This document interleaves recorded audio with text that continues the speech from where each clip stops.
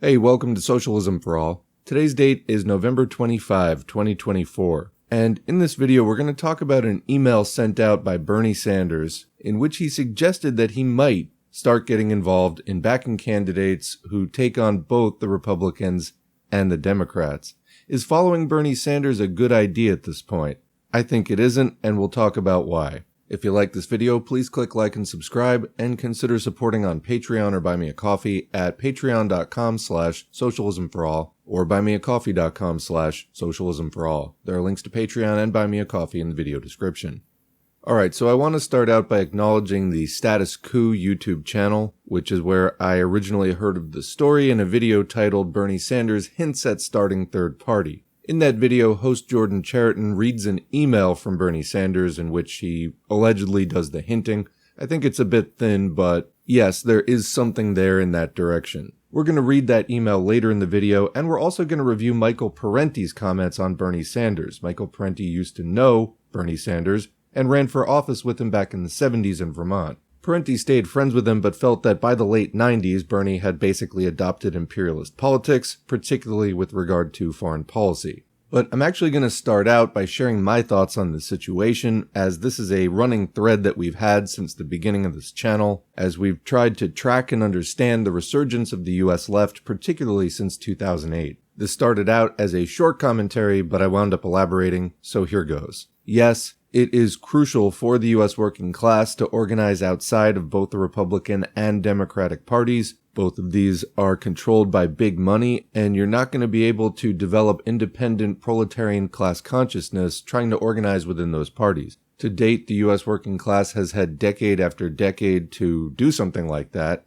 and it has failed or refused to do so. While I have been of the opinion that Bernie Sanders had a very unique opportunity to lead a Dem exit into, for example, the Green Party, an established mass left party with a decent platform, household name recognition, and at least some infrastructure in basically every state, he did not do that. What he did instead in 2016 is, after a movement supporting him which spent hundreds of millions of dollars and untold volunteer hours to get that message moved forward, he rolled over for the Hillary Clinton machine when he was invited, actually, to join the Green Party and continue the movement within a party, well, basically whose platform he had ripped off, and which would support it. And whether he had actually run in 2016 or not, because Bernie had this big hang-up about getting Trump elected or being blamed for that, which the Democrats managed to do twice now without him, thank you very much, he could have at least taken that invitation, joined the party, and then invited the tens of millions of people who had been supporting the campaign, many who had previously been involved in, for example, Occupy, which was sort of a loose and spontaneous response to the 2008 global financial crisis and all of the fallout, as well as just a lot of other issues that have been piling up over the years in the US. So the party could have been populated, they could have run candidates in 2018, then maybe more prominent presidential level candidates in 2020 or at least 2024, etc. But you start building a party. If I had to boil down my slogan right now, it would be forget the elections, build the party. Because any kind of a left party, particularly in a system like the US electoral system, needs to be spending about 90 to 95% of its energy on year-round community organizing campaigns which do not involve getting someone elected to office. Or at the latest, Bernie Sanders could have done this in 2020 and he didn't do it, instead telling us a million times while the COVID-19 pandemic was taking shape and the official shutdowns were happening and everything, and Joe Biden was saying that we don't need Medicare because it's not going to help during the pandemic and everything else, how much of a good friend he was of Joe Biden. And he is a good friend. He said that like 10 times per sentence. So, in my opinion, if Bernie Sanders had been for real, that's what he would have done. He didn't do it. I don't think he's for real. And to be honest, if he does pop up with some new scheme, I think it's going to be only to mislead the working class. As I said before, the US working class absolutely does need to do independent organizing, but I don't think that Bernie at this point counts as independent. And after his performance over the last 10 or so years vis-a-vis the Democrats and basically screwing over the base, that's not the kind of leadership that is going to get us anywhere we want to go. As a communist, ultimately I believe that we need a vanguard party which is capable of leading the masses out of capitalism, and there's so much there that needs to be built yet every effort to actually do that has resulted in some kind of significant revisionism. So failing that for the moment, I'd at least like to see a mass party that's going to do the basics of union organizing and just getting the struggle more intensified. So the time to do that was actually decades ago. The fact that it's still basically on the same level or worse than it was, 20, 30 years ago is not good at all, to say the least, because now you've got people like Bernie Sanders swooping in, I think, to do no good. If we look at something like Rajani P. Dutt's Fascism and Social Revolution, which is a comprehensive work analyzing the rise of fascism and particularly social democracy's role in that, we see that it tends to act as a cover for the capitalists while they are covertly building an improved fascist dictatorship, which they then roll out and sweep away the previous stage of social democracy. So in other words, we had many decades to do independent working class organizing. It didn't amount to much, and we still can't really stand on our feet as a class in this country. And now you've got basically an auxiliary of the Democratic Party who has this pseudo-independent branding, because really he just works for them. You should know that by now. Stepping forward to get more involved, perhaps, in quote-unquote challenges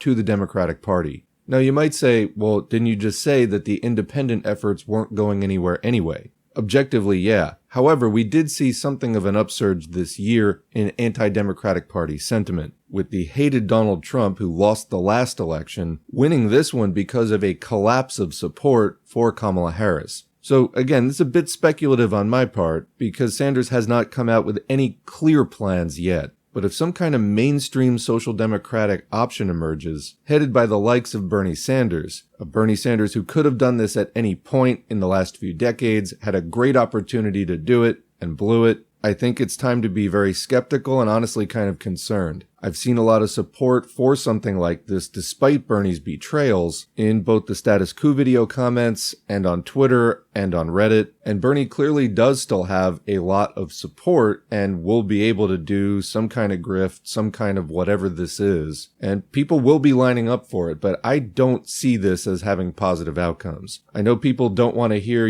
more bad news and really just want to believe in something, but I think this really could be dangerous. Again, I don't think that Bernie Sanders qualifies as independent politics at this point. He is basically a Democrat pretending not to be a Democrat. And before we read the email, I just want to state this one more time because I think that more astute listeners, more familiar with the concepts that I'm talking about, already will grasp what I'm trying to say here. But just one more time for the people in the back, why would this concern me more than the rise of the Green Party? Because, social fascism bad. Well, in either case, we as communists would need to keep agitating and educating, trying to guide and advise the movement that capitalism itself is the problem and the only way to get rid of it is revolution. Those are tasks of ours regardless of where the masses are organizing. But I think that something like the Green Party is a much more independent organization. And again, forget the elections, build the party. What you want is independent proletarian class consciousness and organizational vehicles which are not going to impede that and are going to act as ways to carry it forward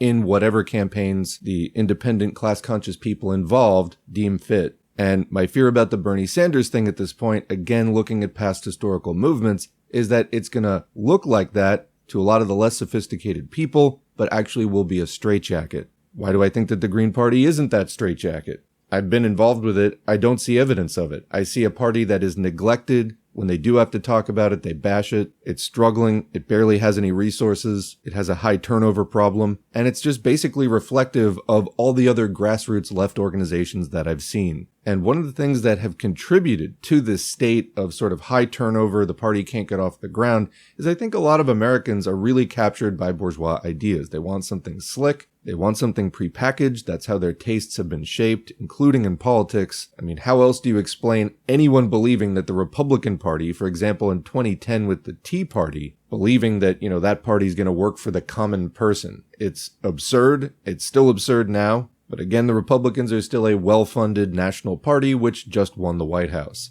And related to this capture by bourgeois ideas is people are very alienated from their own creative power. Part of the reason why people gravitate toward prepackaged solutions is we're not used to making things for ourselves. You want the independent left party we need. Well, we have to build it. And a lot of people faced with that don't have the skills, don't know what to do. don't have the patience, and it doesn't get done. So capitalism becomes politically self-sustaining because it is neutralizing people's ability, no matter how dissatisfied they get, to mount effective resistance. And I'm talking here about the psychological level. Of course, for those of us who do manage to overcome it in one way or another, then comes the police state. But for a lot of disgruntled people, the capitalists know they don't even need the police because they've got the internal tastes of these people set so that they won't even go toward an independent option that starts out a bit more ragtag because it's not, quote unquote respectable. These are bourgeois prejudices that have been instilled in people from,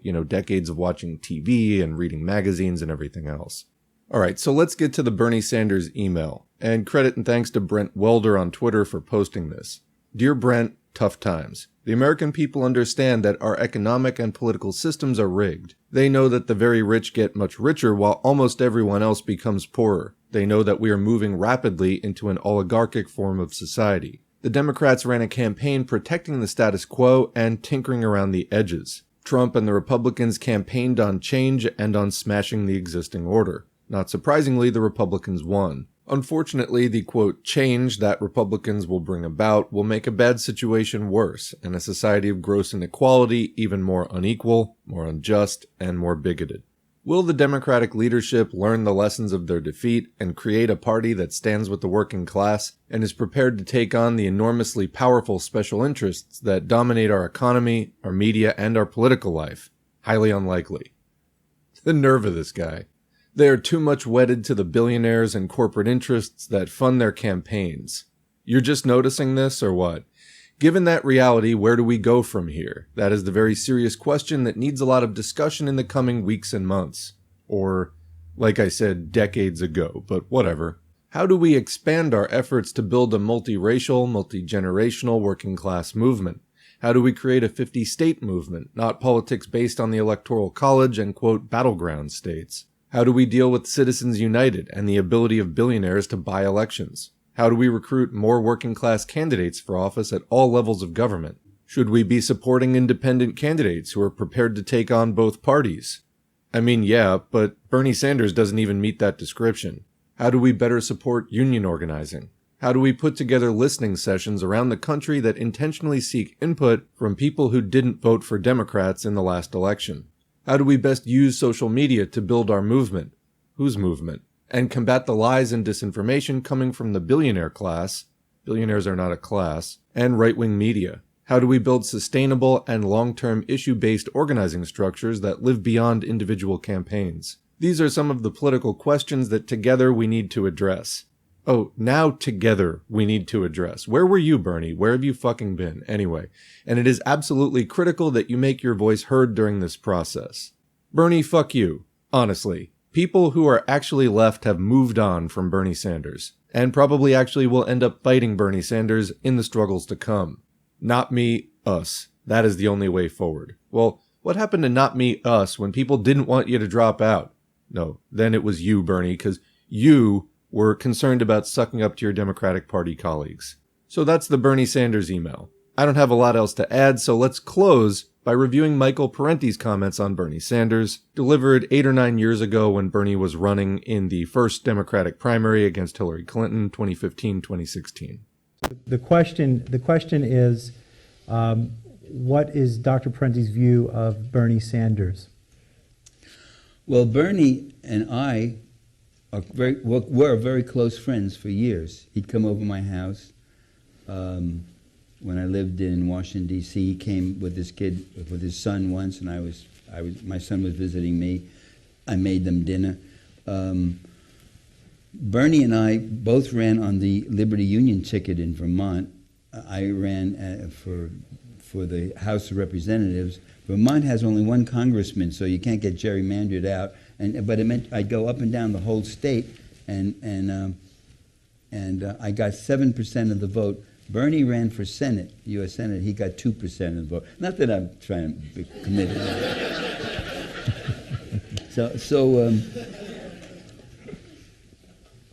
And very close to Bernie. His last words to me, I remember when he came to, where the hell was it? In Washington, I think it was.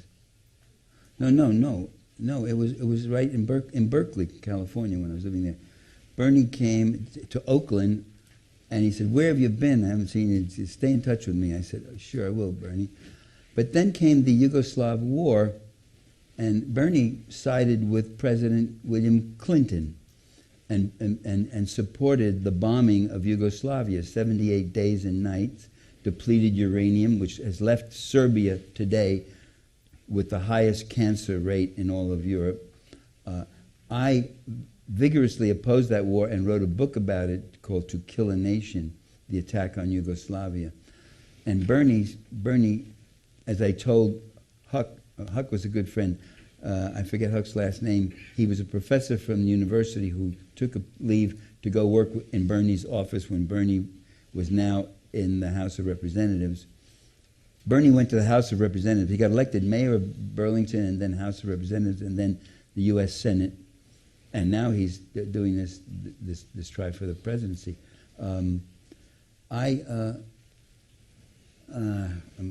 was I saying just now? What do you think of his campaign? And what do you think of his bid for the presidency? No, there was something I wanted to say about this. I hate when this happens. When I get tired, that's what starts happening. You guys split over the Yugoslav war. Yugoslav war, yeah.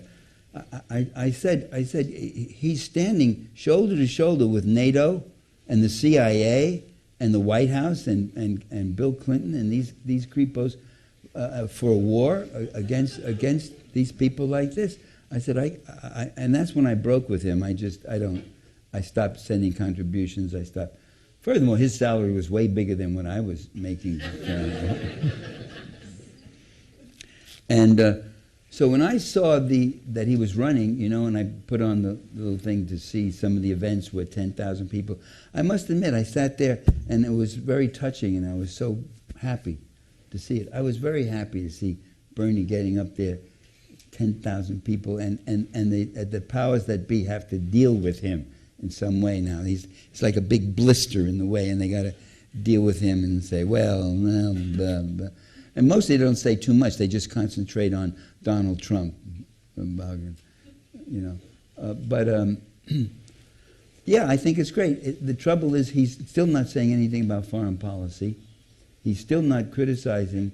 The empire feeds off the republic. We don't need an empire with 70 military bases, 700 military bases all over the world. We don't need to be fighting 2, 3, 4, 5 wars all at the same time. This is crazy. That's all. Bernie hasn't said a word about those things. He hasn't. He's just not said anything about it. So he's good on local issues. He's really, I think, he's a liberal Democrat. He's not a socialist or not even really a left progressive. He's just sort of he'd be a good liberal Democrat. But look at what he says. He says, and we want the rich to pay their share too. What do you mean? We want to stop having the rich rule our lives and rule our minds. That's what we want. And I think he could do a lot better on that. And he's going to have to say, it's not just me. I was alone years ago about his position on foreign policy, but a number of other people have brought it up now too. So he will have to start saying something about foreign policy, which would put him at odds with the national security state boys who play for keep.